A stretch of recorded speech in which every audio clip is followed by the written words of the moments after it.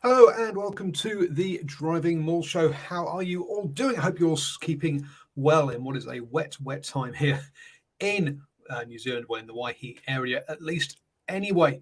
And yes, been out and about at the weekend doing my wooden stables at the Waihi AMP show and Athenry Homestead Fair. So that's where we were. I'm going to be at the Cambridge AMP show coming up this weekend. So if you're down that way, come and say hi and check out my little stall I'll have of stuff. So yes, anyway, also at the weekend we had a bunch of rugby. So I'll have a quick chat about that, the results, and what some of that kind of means, because there's some meaningful games at the weekend.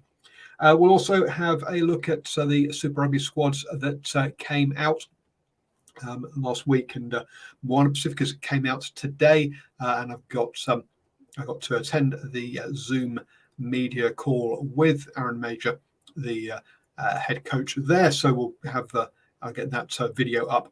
We'll have a chat about some of the stuff that he said. There's also been the women's teams have come out as well. We've had the World Rugby Awards, and there's a few rumours about where people will be next year after the Rugby World Cup, and who'll be coaching where and all of that kind of stuff. Good evening, Christopher Edwards Bailey, who's joined us in the live chat over on YouTube. You can join us at 8 p.m. on Tuesdays on Facebook, YouTube, and Twitter. Unfortunately, Twitter doesn't let you comment, but you can comment on Facebook and YouTube and join the chat.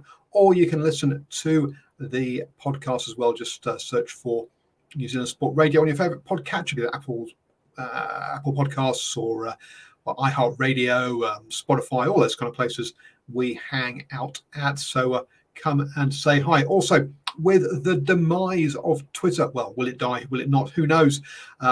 We are posting more on our Facebook page, New Zealand Sport Radio. So you check out that place to come and have a chat. So let's kick off with the games from the weekend. And I've just realised I forgot to share my screen, so I'm going to have to bring that up right now. And what I've done again is have a look at these games and go and see how good the world rankings are as far as how well did it predict who would win.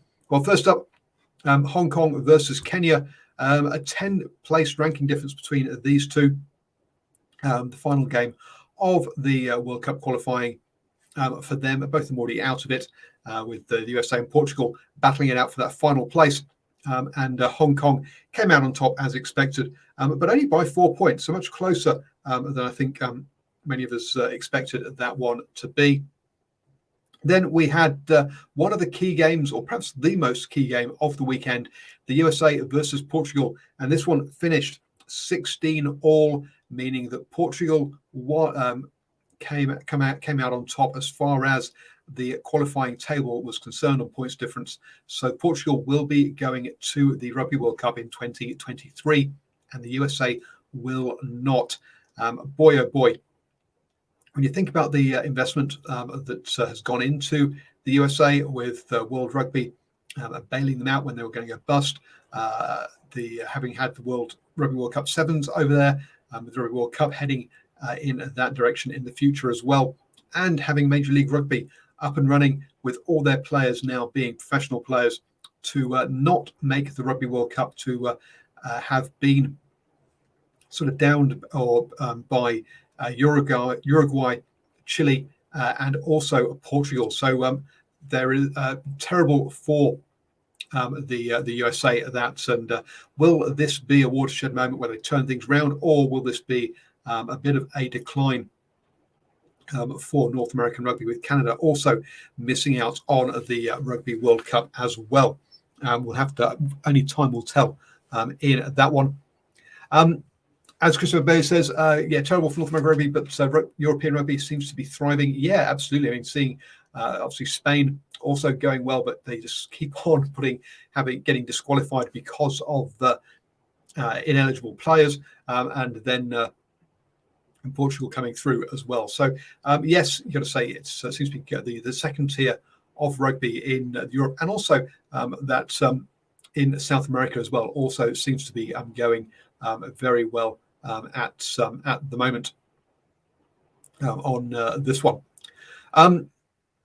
The Edwards, yes, should be noticed compared to the last two World Cup teams, the teams had the USA teams had European-based players. It still does have a few, but they also had amateur players as well. They weren't all full-time professionals, which they are now. Maybe the quality of Major Rugby isn't high enough, and that does need to improve. And obviously, hopefully that'll improve over time. So a big one there for one there. Tonga saw off Uruguay comfortably, only one place difference in the rankings, but a 24-point win, which shows you that I think that Tonga, Fiji, and Samoa are lower ranked than they really should be. Italy, another one that tends to be in that kind of situation, I think. Then the massive upset of the weekend, the biggest upset of probably the year here. With Wales losing to Georgia by a single point. Georgia getting only got their first Tier 1 scalp earlier this year when they beat Italy, and they've got the second Tier 1 scalp ever now, which is a fantastic result for them. One of the things I've been saying for a few years, whilst people have been saying Georgia should be in the Six Nations, is they have never beaten a Tier 1 country. At least Italy had to do that before they got into the Six Nations. They've now gone and done that. So I guess I need to review my position a little bit on that one as to where their standard is and whether they should be, or where I feel their claim to promotion kind of lies now. But fantastic result for Georgia. Really, really poor for Wales. To be right, people would know. Some people wouldn't consider Italy to be kind of Tier 1. I might say they're sort of Tier 1.5 in some ways. But this scalp for Georgia is massive. So congratulations there. Craig Crabstyle says Welsh rugby is in turmoil, not just on the field. Yeah, it's been in turmoil off the pitch for quite a long time now. Let's be honest with the Welsh Rugby Union and the provinces or regions or clubs, whatever they're called, the URC teams, sort of being at loggerheads for a long time. So it has been in a lot of been a problem for some time. Not sure actually Welsh don't seem to have a Type 5 to compete for World Cup glory. Well, I think after this, World Cup glory is definitely not in their sights. Just making the quarterfinals, I think, is what is in their sights. Is got to be their goal. I think going any further than that is wishful thinking. And let's be honest. Going back then, Christopher Bez said, "Look, Georgia saw less Tier 1 wins than Canada and Romania. Sure, but they've got more recent Tier 1 wins than Canada. That's for certain. In that one, it's about the current standing rather than necessarily over that kind of level.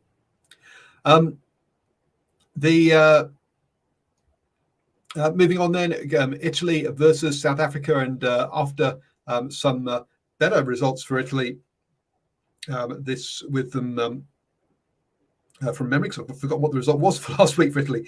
That's right, when they beat Australia by a single point. This week, they got absolutely thumped by South Africa, 21-63. LB making the point that Box ran the ball and scored 9 tries. Look, the Box have been playing much nicer rugby this November. I thought their game against France was a cracking game, and the ball wasn't being slowed down a lot. So look, I think there has been a change in attitude by the Springboks, and whilst it might not have got the results in the previous games, losing to Ireland and losing to France, they finished off. Actually, no, they finished off to England next weekend. I say that it does appear to be a style change. I would suggest they're playing a faster brand of rugby, keeping the ball in play more, or active more. And boy, oh boy, they got the biggest win of the weekend. So good for them. In Canada, lost to Namibia. Namibia obviously goes to the Rugby World Cup again, within a score, but showing Canada's demise and how they are sliding down, and with the mess that they've have at the administration level, it's not a pretty sight for Canada, and you do wonder how many years it's going to take them to turn things around. I think that's a long-term project, not in the next Rugby World Cup cycle, to be honest. With them in decline in the USA, this is all possibly down to, or probably a contributing factor to this, probably is the ARC, or the America's Rugby Championship, disappearing due to politics, and a real shame there, because I do think the Americans do need that kind of level of regular annual competition there for the teams, not just in North America, but also in South America with Chile, Brazil, Uruguay, and some of the Argentine 15s, so not the first team Pumas, but the second team Pumas in that competition. I think it was a good competition against them that probably they want to look at reviving, but unfortunately politics got in the way of that one. Romania versus Samoa, unsurprisingly there, a good win by Samoa. And then Scotland, Argentina. Look, and this is going to be Argentina's problem for me, is that they can put they can pull off a result, but they just can't seem to put a string of results back to back. So after that opening win against England, to have then lost to Wales, who this weekend have lost to Georgia, and then to have got absolutely spanked by Scotland by 23 points. That's a big win for Scotland after a very good performance against the All Blacks, but not getting the results. So luckily, so good to see their heads didn't drop from that one. A 1 point loss to Australia, beating Fiji. A good performance against the All Blacks, and then beating Argentina comfortably. I say it's actually been a decent window for the Scottish on that one there. Craig Crabstar giving a shout out to the Attacking Scrum, which is Welsh Rugby podcast. Absolutely, it's one I generally listen to. I've not been in the car as much recently, so I've not kept up with my podcasts. But yes, got to give a shout out to the Attacking Scrum there. If you want to hear about, listen to about Welsh Rugby, they're a cracking podcast in that one. Then England, New Zealand, a draw. Boy, oh boy. With that one, New Zealand winning this game for a good 70 minutes, and then just England somehow coming back in the last 10 or so. I thought this one was well over, to be honest with you. But England kept playing, and is this the end of a long season? Did New Zealand run out of steam? Question marks around the All Blacks bench. Got to feel sorry for TJ Piranara, who is now out for, I think it's 9 months after ripping his Achilles. Really ruptured his Achilles, apparently. So really, really sad for TJ, who had looked really good coming back after being sort of left out and finding his way back into the All Blacks fold there. As far as England were really poor, I think made the All Blacks look better than they were. Yeah, look, at the end of the day, this was the All Blacks have. They had an intercept try, that kind of length of the field try, and from turnover, and also a line-out maul try. Look, the All Blacks again defensively were very, very good. They were in the 90% tackle rate, but their attack was appalling, and they kept making errors. Neither side was clinical enough to score points, and the execution by both teams was well down. Let's be honest, until England in that last 10 minutes scored a couple of wonderful tries. But for most of the game, it was it wasn't a great. Well, there's lots going on, but it wasn't perhaps much of a final product for what was going on there. So, wow, it's got to put some. So I've got to put pressure again on Ian Foster. Let's be honest, he's going to be around to Rugby World Cup, so I don't think there's anything going to change there. So any pressure doesn't really matter to him. Ireland versus Australia, a 3-point win for Ireland, so not a convincing margin with that, but it does continue a good autumn series for Ireland.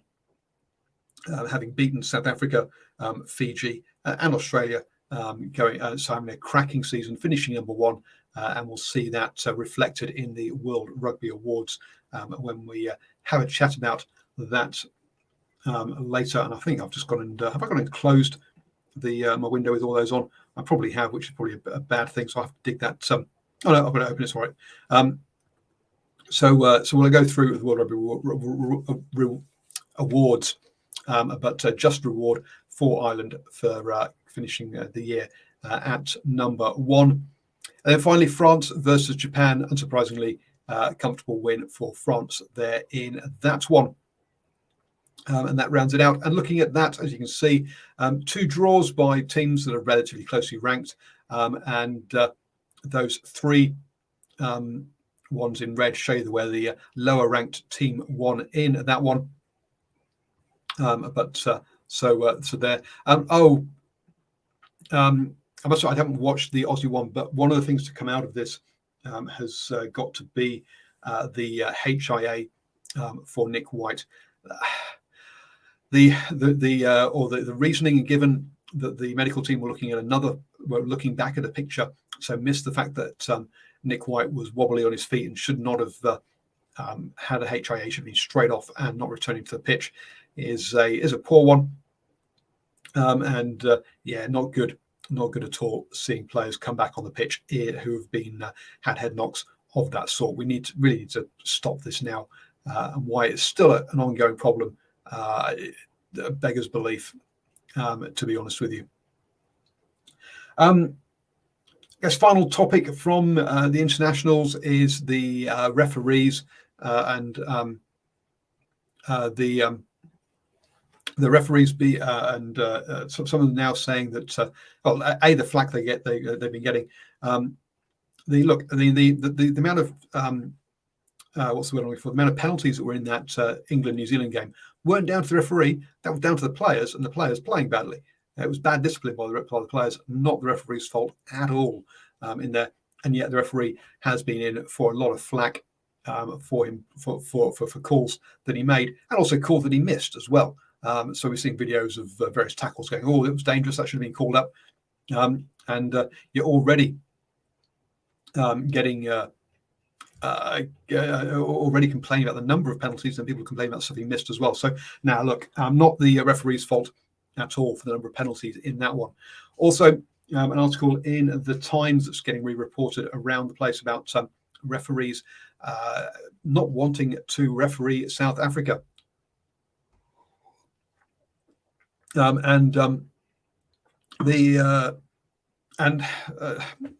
because of the abuse that they're getting online and death threats, not just to themselves, but also to their families as well. Now, look, is this restricted to South Africa? No, it's not. But South Africa at the moment are the ones that are being led by Rassie. Again, is Rassie the only DOR or head coach who complains about the ref? No, he isn't. But he is the most vocal one about it, and the most and via social media, rather than just a couple of via videos, rather than just a couple of words in a press conference afterwards. It takes it to a different level entirely, and that has definitely filtered down on this one, and it's a sad state of affairs to be in. The fact that he can't see what damage he's doing is the real sad thing here, to be honest with you.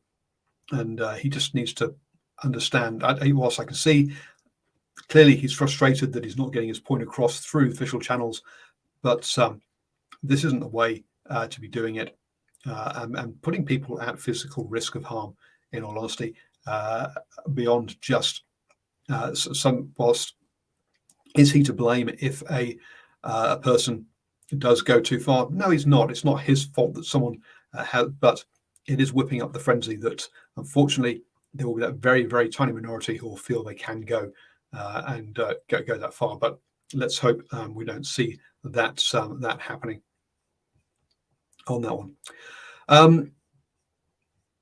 Looking forward to next weekend. 2 games then. Wales versus Australia, 9th versus 8th in the world. Oh, and the home advantage with Wales. So in theory, 2 teams that need the win. Let's be honest, Wales off the back of that loss to Georgia and Australia. Yeah, it's the knives are out for Rennie. So a good win to finish the year would I think would be very good for him. And then England versus South Africa. Oh, that should be a cracker. Unfortunately for South Africa, I think they're probably going to be missing a couple of players because of it's outside of the international window. But even so, that should be a cracking game. As we said earlier, South Africa playing a better style of rugby, and if England can actually put together some of that rugby they saw in the last 10 minutes, who knows what we could see in that one. Something else that was put up was that I found interesting from Twitter. I've gone blank as to who put it together, so I'm sorry for this, but was the number of red cards and yellow cards that have been handed out to each team. I then added in the number of games they've played this year up to that point. So this does not include last weekend's games, and then put in the cards per game. So as you can see, even if you take into account the fact that Australia have played the most games, that you see that 108 there, 1.8 cards per game. South Africa at 1.09, 1.08, 1.09.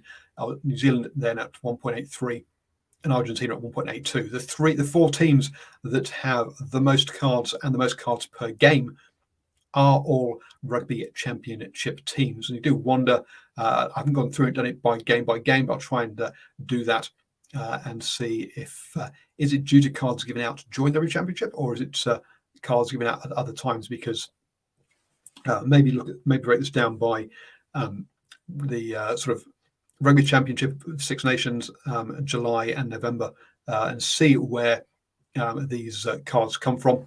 France and Ireland, top 2 teams for the best card record, it says Nocturnal Rights.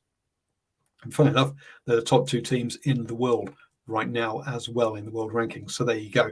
Interesting one there with that red card for Anton Dupont, the other weekend being the first card of the year for them. So interesting there. Now, is that down to refereeing styles? Is it down to coaching styles? What is it? Now, historically, you can say, oh, it's about Super Rugby referees, but now you can't, because Australia and New Zealand are in Super Rugby, but South Africa are not. They're in the URC, which is the same competition as the Welsh players and the Ireland players and the Italian and Scottish players. So there's no excuse about. So I don't think you can use the excuse of, or the reasoning of, Super Rugby. Again, Argentinian players aren't playing Super Rugby either. So to have those South Africa and Argentina up there on the same kind of numbers as New Zealand and Australia, it's not a Super Rugby thing. So it's not domestic competition that's doing this. It's something else in that one. So I need to have a look at it more, but definitely some issues for the Southern Hemisphere or non-European teams there, except for Japan, as you can see, who have, well, I mean, even them, they've had 3 cards, but have only played 6 games this year. That shows you also the different level of what the tier 1 compared to tier 2 teams get to play, how much more rugby they play than the other teams there. That finishes up our international side of things. I was going to have a quick drink of my beer, and we'll move on to the Super Rugby squads. It's kicking off then with the New Zealand franchises, and there's been this is probably one of the smallest or most settled team of squads that I kind of remember. Sure, across all the teams. If you look at the Blues, a couple of key names are leaving in Carlton and Caffey. Josh Goodhue, both heading overseas, and Luke Romano has retired. But apart from that, yes, there's a couple other players who are leaving, but not anyone big. With Patrick Duapolotu coming in to kind of replace the Luke Romano, Josh Goodhue piece there. It is a very, very settled side for Leon McDonald. I suppose sort of squad there, and not much change going on at all. Only 3 new players coming in. One of those with a very famous family name there, Rob Rush, coming in. So I think there'll be a lot of people very interested to see how he goes. Obviously, his father, a very famous All Black there. Moving down then onto the Chiefs next, which again have had more turnover here. But again, most of the players who are leaving are the people who are on short-term contracts. So perhaps a couple surprising, losing sort of Mitchell Brown to Japan, and then Tom Florence and Mitch Jacobson both heading over to the USA for the Major League Rugby, and Caleb Trask heading over to Japan as well. But when you've got Damon McKenzie coming back, replacing Caleb Trask, and when you've got a set of loose leaves with Boshier, Kane, Vinal, Jacobson, as in Luke, because Mitch is going, Peter Sarkula, Simon Parker, you've got a decent set there, so no issues there for the Chiefs.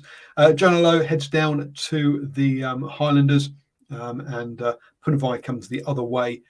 So and Chase Tia heads overseas. So a couple of players disappearing in the backs or changing the backs, but I say another very settled squad there with the Chiefs.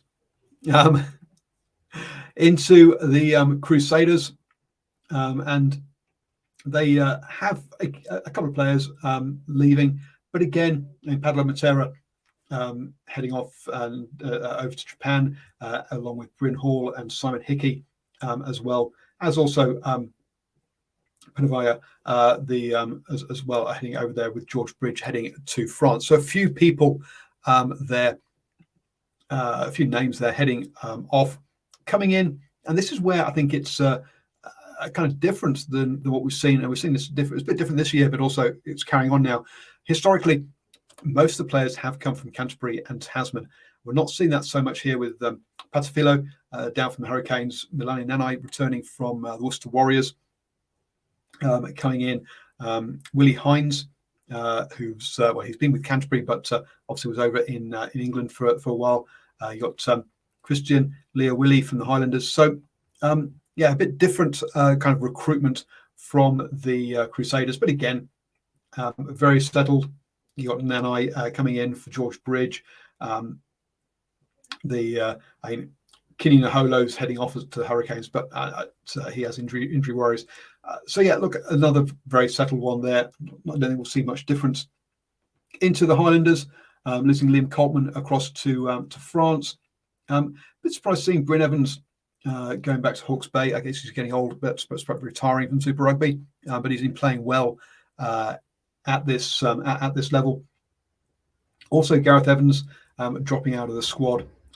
Someone who has been in around the All Blacks there. Solomon Alamalo also dropping out.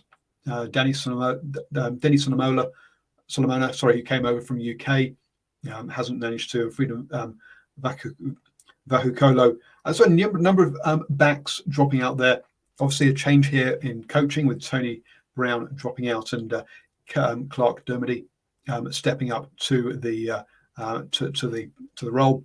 Coming in, Janelo, who we talked about from down from the Chiefs, to back up Banks and Hunt. They've got Cam Miller, so I'm not sure how much he'll get tight game time. Kane Hamilton gets replaced by Triple T, who's onto his third Super Rugby team.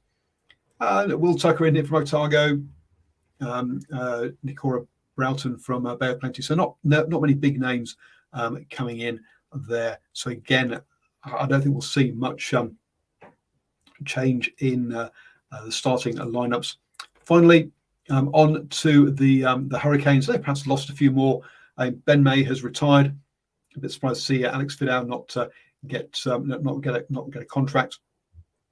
A bunch of hookers but they were all on short term. You might remember they had a big injury issue at hooker last year at the Hurricanes, and had 9 hookers in their squad over the season.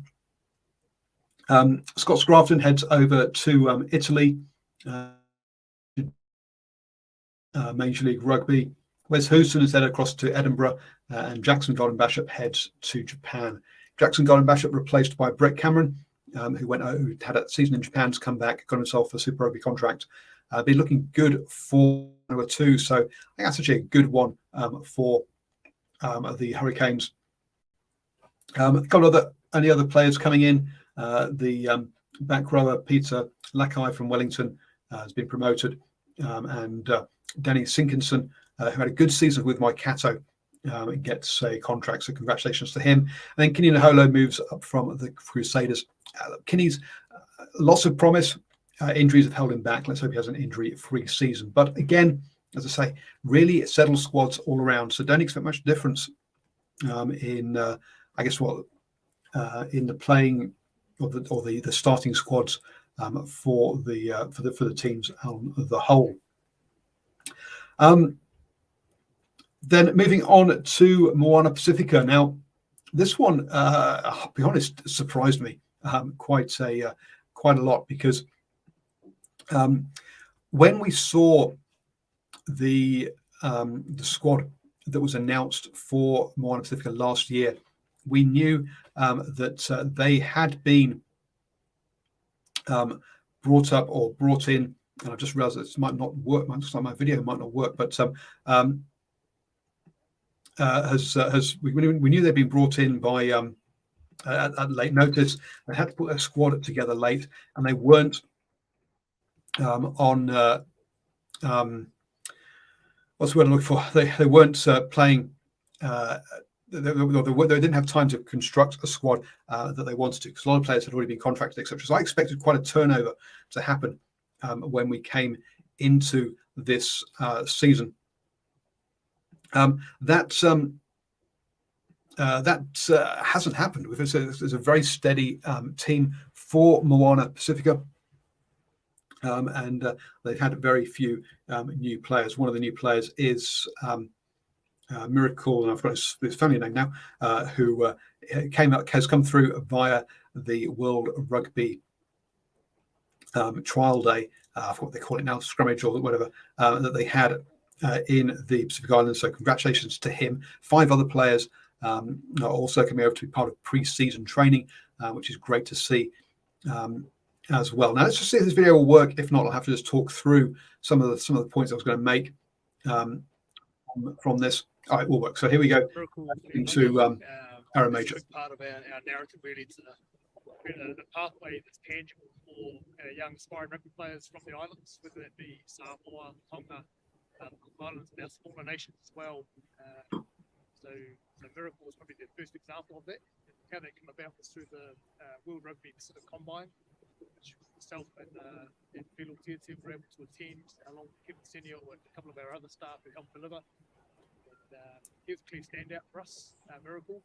Caught our eye early, just with how he held himself, not just on the field, but on the field as well. Some real leadership qualities there. He's been in the 7 environment as well, so knows how to work hard, knows how to push himself. And he performed really well on game day against the Fiji Warriors side. So we had to have a discussion, make some calls, and we just felt that he was ready for this opportunity based on what we saw. And it's really exciting, eh? Now it's visible for our young aspiring players at the islands that they too can become Super Rugby players and be a part of one of Super. And how, I've touched on it before, but how will pre-season differ this time to last year? Starters were going to have a pre-season. We didn't get the chance to have a proper pre-season last year. We had a few weeks, 3 weeks before we played our first pre-season game, and we're still trying to really, and we still are establishing our organisation. We're much better set up. We've got the whole coaching team together. Talking about players being nervous, the coaches are a little bit nervous or anxious and excited. Some good nerves sort of floating around as well. It's not just our players and new players. It's pretty good. Expectations that we have on ourselves, on our players, are a lot higher based on the experience from last year. So we're looking forward to seeing how our players present themselves. Yeah, that's going to be interesting, isn't it? The comment there about how the players will react to this environment where the expectations higher because they've actually had a pre-season, and how they behave having had a pre-season rather than last time where they kind of got thrown in and sink or swim, nothing to lose kind of attitude.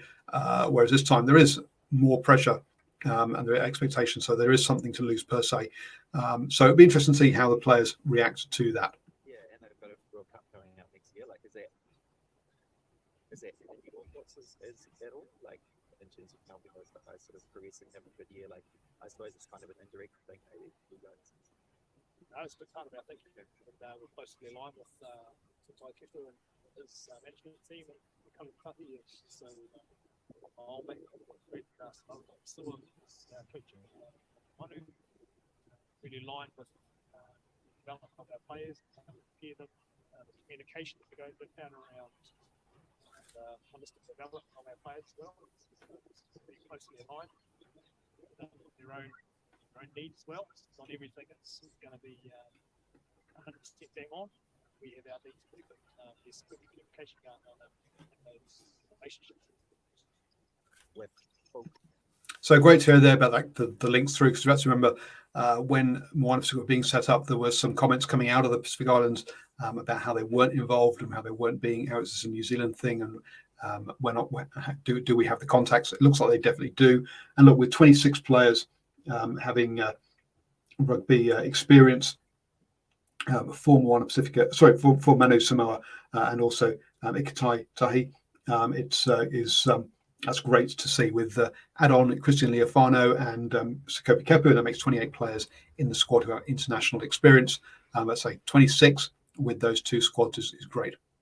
Crowds from day one, and like the feeling around women's season for the League World Cup and the Women's Rugby World Cup, like there must be a real energy about what's going to happen this year.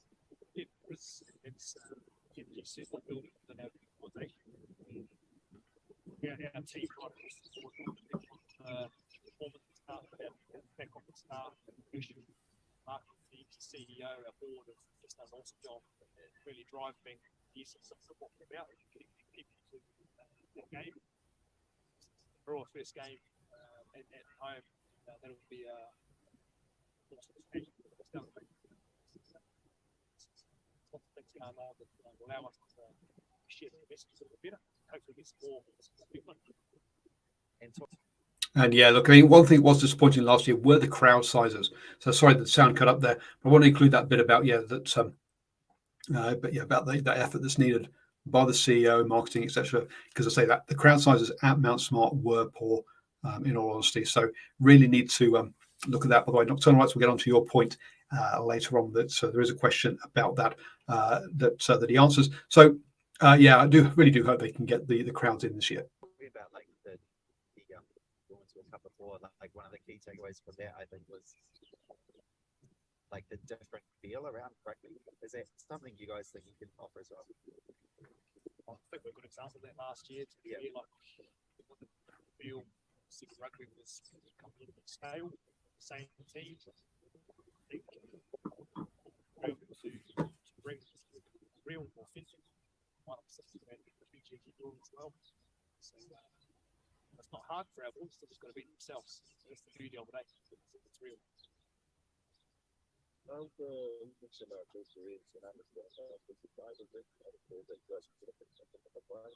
you talk about your inclusion this year? Yes, so they're going to come in for the first block. So it's just to give them a taste of the full professional environment. The pre-Christmas block's going to be hard. It's going to stretch our boys mentally, physically, emotionally, pretty much anywhere else. Stretching their fingernails, I think. But so we've got Joe Perez, Alicia Moore, who's coming in from Tonga, Whanatu Kenny, who is part of one of the Rovers Gala Premiership winning team. We've got Sabisi Paya, who's spent some time down at the Bay of Plenty, and Frank Murphy, who's not from Tonga. So those guys will get an opportunity to come in, show us what they've got. It could potentially lead to development contracts, either this year or potentially the following year. So a great opportunity. But yeah, it's hard to compare when they're in other environments. The best way to get a feel for is with them. players. So really exciting. Levi. And so, folks, I guess one thing that we don't sort of see or talk about much is that extended training squad that's there. And that's important, and that's giving those players exposure to the environment. But one name that was missing there was Nico Jones, who was part of Moana Pacifica setup last year. And apparently that's what stopped him from going overseas to Major League Rugby. So interesting that Nico Jones, I've not seen him mentioned in the Blues release or by the Moana Pacifica. So interesting to see where he ends up because, surprised his name wasn't mentioned. And here we get on to the Levi Amua question. Al Moore, he's had an awesome last 12 months. Are you happy with him kind of being brought into the All Blacks 15 sort of environment, or would you rather see him play for the Manu or Tonga? All our boys are on their own journey, and we're really proud of Levi, really proud of who he's become as a man, and that's just transferred onto the field. And we support all of our boys with their aspirations, and Levi's decided that route just for now. That doesn't mean to say that he's not going to be available for either Samoa or Tonga down the track. And if I was those coaches, I'll be going hard trying to get Levi and my team to the World Cup. So he's got some options. Paul, here I see you use the word cohesion in the release. Have you been working with Gainline Analytics? Are you trying to moneyball your kind of how you put the squad together? We have had some discussions with a few companies, Gainline Analytics being one of those. There's lots going on in our environment. Probably the main one is for us just to connect and bring people together. Like we've had staff on the tours, we've had staff in NPC programs, our players aren't in yet. So probably the big one for us is just making sure we connect, really clear on how we want to play the game, how we become a team that can compete in quarterfinals, give ourselves a chance to go even further. So there's a lot going on. That's certainly part of the plan. And secondly, Dale was your assistant coach, and also went off to with I think it was Tonga. Are you looking at having a pathway for coaches to come through to the Pacifica international teams as well as players, or is it mainly players at the moment? Just that pathway. Everybody, players, coaches, trainers, medics, media. This is a team for all of our people, and trying to inspire a pathway. No matter what field it's in. We've got some great examples. Terry did come down and been doing an awesome job, the media team. So that's for all of our people in any field. So so interesting there. Look, it's very much a holistic approach, and you do feel that he is connected with the whole organisation and not just the playing side. Which I think is a fantastic place to be. The feel when I've been in other clubs, other Super Rugby groups and talked to them, there seems to be a bit more of a segregation and not that holistic feel between the whole group. So I think that's fantastic. That's a difference here for Moana Pacifica over the other Super Rugby franchises, and that's part of their sort of family Polynesian heritage and culture, I would say.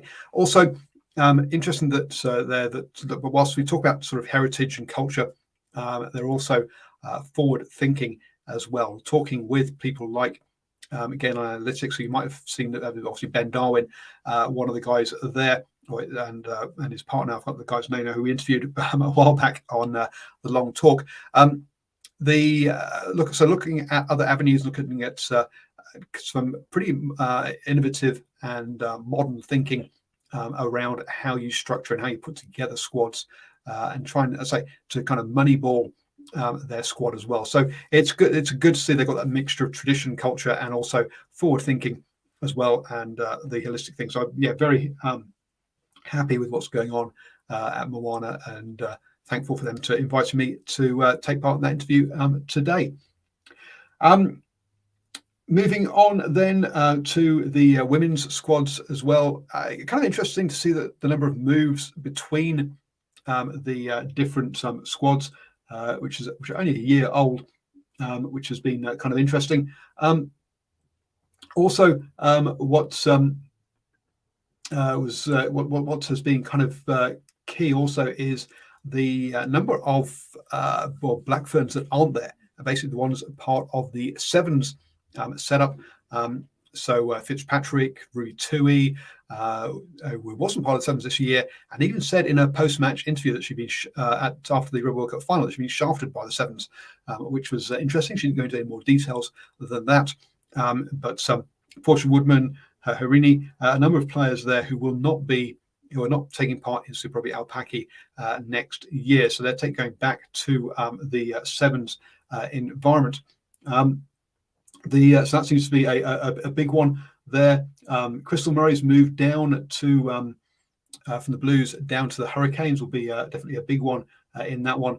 Last year there were a couple of Wallaroos involved, just one this year coming over, which is interesting in that one. But I think quite a lot of new players coming in to these environments, which is they're still very new environments, so it's not surprising to see that. And obviously, a few players will have retired after the Rugby World Cup. I mean, Les Elder has gone, as well as the couple that were actually in the Black Ferns.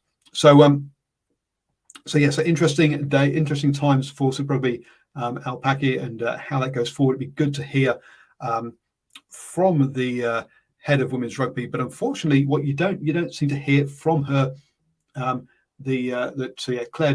Beard does seem to be kind of conspicuous by her absence in all of these articles.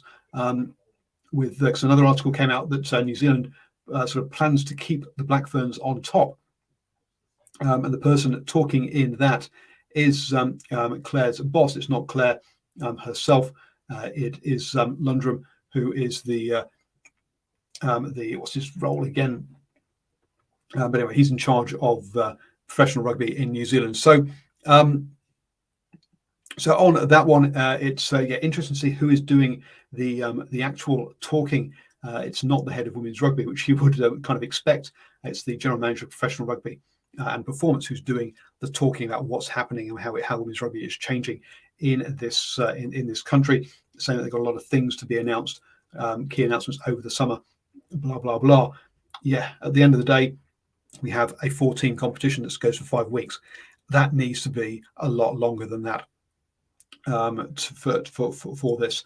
Sure, there are 112 players who are contracted, including the Black Ferns, through Super Rugby, but that's for 5 weeks. Again, it's not for it's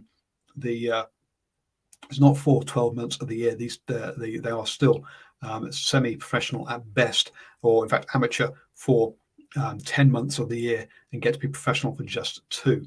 So that's probably another reason why some of the Sevens players have decided to stay with the Sevens rather than come across the 15s, is that the structures just are not there at the moment. Chris Webby, will Super Rugby Aupaki expand to 5 or 6 teams anytime soon? No, I think is the answer to that. Well, I'll rephrase. Sorry, that's not fair. We don't know. Chatting behind the scenes to a number of different folks, there just isn't the depth to put in a more specific team. They reckon, but there was to put in a Fiji and Drua team over in Australia.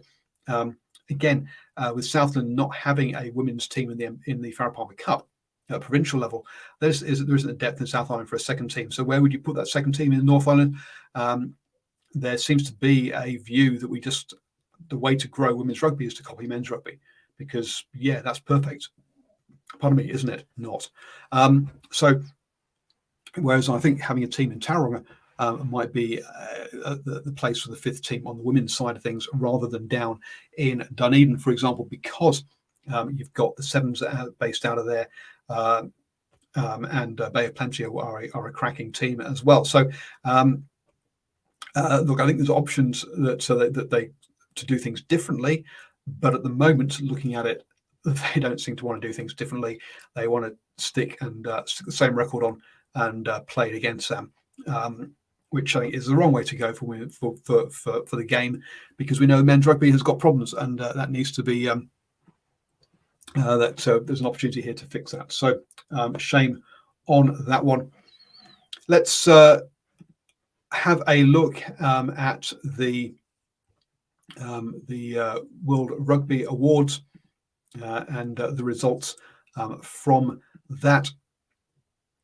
The women's 15s player of the year was Ruhani Demant, the Black Ferns captain. So congratulations to her. Look, clearly a big turnaround for the Black Ferns from the end of last year to go winning the Rugby World Cup. Unsurprising to see her pick up. So congratulations to pick up that one.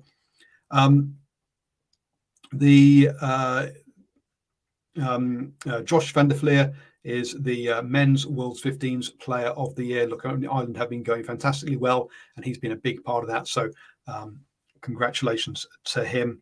Wayne Smith, unsurprisingly, coach of the year.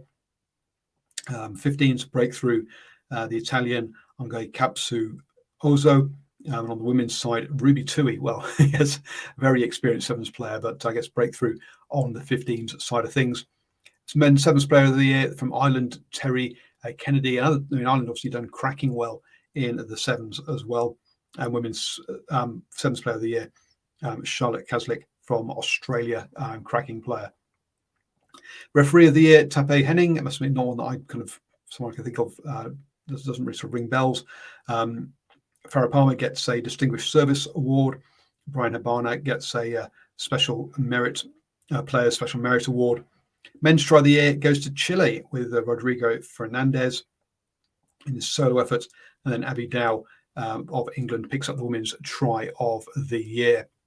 If we look at the Women's Dream Team, and you run through that, and unsurprisingly, 4 England players in the forwards and 4 New Zealand players in the backs. Problem with that 4 New Zealand players in the backs is 3 of them will be off with sevens next year and not playing Super Rugby Aupaki. And that's part of the problem that I was talking about earlier. Nocturnal Rice says, Tabe Henning, didn't he retire 20 years ago? I don't know. Maybe he's doing TMO duty or something. I'm not sure. On to the men's side then. Ellis Genge, Malcolm Marks, Ty Furlong across front row. I can't really argue too much with that. I think they've all been good. Ty Byrne and Sam Whitelock in the locks, obviously with Ireland being number 1. There's a good reason for that, and that's going to be the forwards. I know some South Africans are not happy that Etzebeth wasn't included there in that one. Pablo Matera at 6, Josh van der Fleer at 7, and Gregory Aldrit at 8. Again, lots of Kiwis obviously not happy to seeing that no Ardy Surveyor now. When you got World Player of the Year at 7, obviously Ardy can't go in at 7. And when you got France as number 2 in the world, they're going to have some players in here. And Aldrit and DuPont at 8 and 9 are their entries. So, yes, Ardy Surveyor is a fantastic player, but I can't. So you kind of like, who could you drop from these? And it's hard to see who you could drop, to be honest. Johnny Sexton at 10, perhaps the most valuable player to any team in the world at the moment. The drop off between him and his replacement is just massive. So not surprised to see him at 10. A bit surprised by Dame Delendi at 12, and I think that probably shows that 12 is one of the weaker positions in World Rugby at the moment. So a bit surprised to see him in there. Not surprised at all to see Lucania Am at 13. He's been fantastic this year. Corabetti at 11. A little bit surprised about that. Fantastic player, but how much rugby has he actually played international rugby at 11 this year? I'm not sure. Will Jordan, New Zealand's other representative on the right wing, obviously has been scoring tries for pleasure. And then Freddie Stewart at 15. A little bit surprised by that one, to be honest. But I think he did have a decent Six Nations, didn't he, in that one. So I think, Etzebeth, Ardy Surveyor, 2 players unlucky to miss out on this. Absolutely. Nocturnal Rights says, Karevi being injured has impacts on that on the 12 jersey. Yeah, he's probably the best 12 in the moment for me, or one of the Irish boys. Also playing well in there as well in that 12 jersey. But Delende, look, he's a good player. Don't get me wrong. Just a little bit surprised. I'm not sure he's necessarily the best. Perhaps he's the best 12 that's kept fit this year in that jersey. So no major arguments in there. Yeah, there's a few you could discuss, but I say no major arguments for me in that one. You could argue Andy Farrell is getting Ireland to number 1, Ireland's first ever tour winning tour in New Zealand. He must be in with a big shout as well for that World Coach of the Year in that one. But you can understand the turnaround that Wayne Smith has done with the Black Ferns to win the World Cup. So he's thoroughly, that's Coach of the Year is thoroughly deserved. Talking of coaches, then a couple of rumours going around. Eddie Jones apparently heading off to the USA after the World Cup to coach them, taking over from Gary Gould in that one, or maybe there'll be a caretaker in between. And that Razor is being lined up to be the England head coach. He's apparently on a short list of 3 with Ronan O'Gara and Borthwick being the other 2. Steve Borthwick. Suggestions that Ronan O'Gara could that Razor and O'Gara could do a double ticket. Well, you could also put Steve Borthwick in there, put Borthwick as forwards, Ronan O'Gara as backs, and Razor as overall. But whether Borthwick wants to be assistant again for England, because he was with Eddie Jones, wasn't he, before going off and head coaching Leicester, I think it is, where he is now. But